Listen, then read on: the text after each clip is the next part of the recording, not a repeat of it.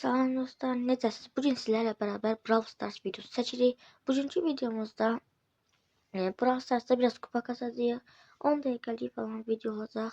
İndi isə videomuza keçə bilərik.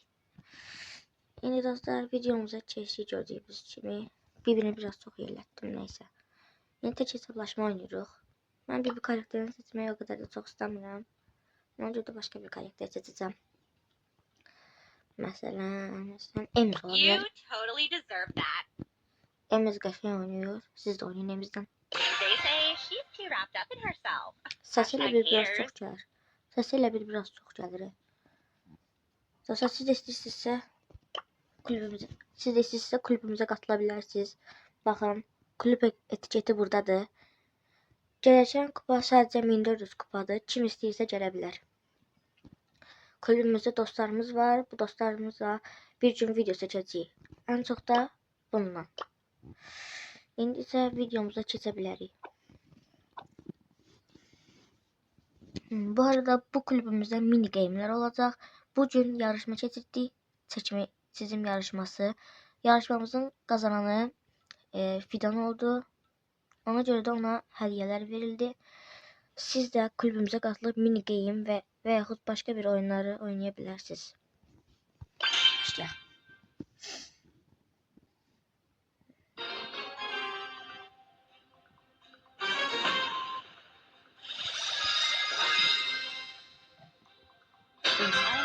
Rakiplərimiz biraz qəribəymiş, amma biz həmişə kim olacağıq. İnternet niyə belədir?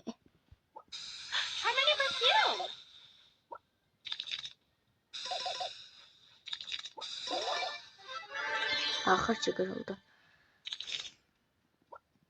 Bu aksesuarı o kadar da çok işletmemişim. Aydan bir işlettim. Neyse.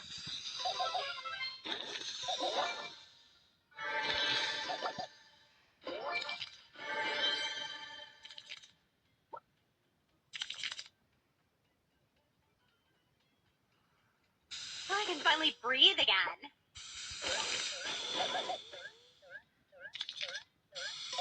Hashtag I'm so gonna win everything. Bir tur daha oynayaq və videomuzun sonuna gələk. Digər videomuzda görüşərik. Amma hələ bir tur daha oynayaq da yəni.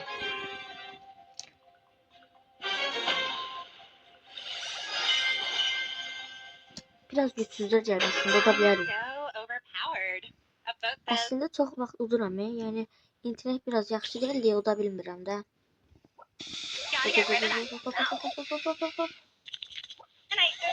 Orada da grip.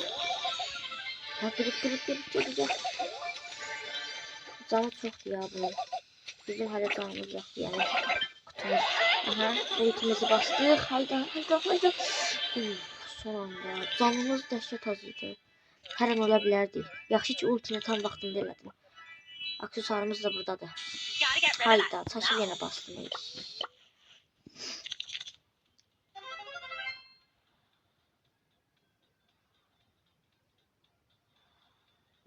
İşitirsiniz o səsi.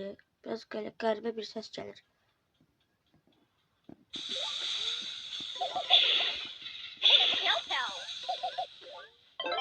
Aha, bu hesaplaşma tam bizdik.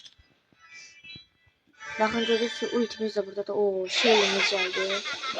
Ayda Shelly'nin ultisini hiç kim döze bilmir daha. Shelly'nin ultisine dözen olmurdu bala. Shelly'nin ultisini attı. Şu hamı öldü. Niye böyle değil? Bilmem. Neyse. Bugünkü videomuzun sonuna gelirik. Sağ olun dostlar. O birisi videoda görüşmek üzere. Bay bay.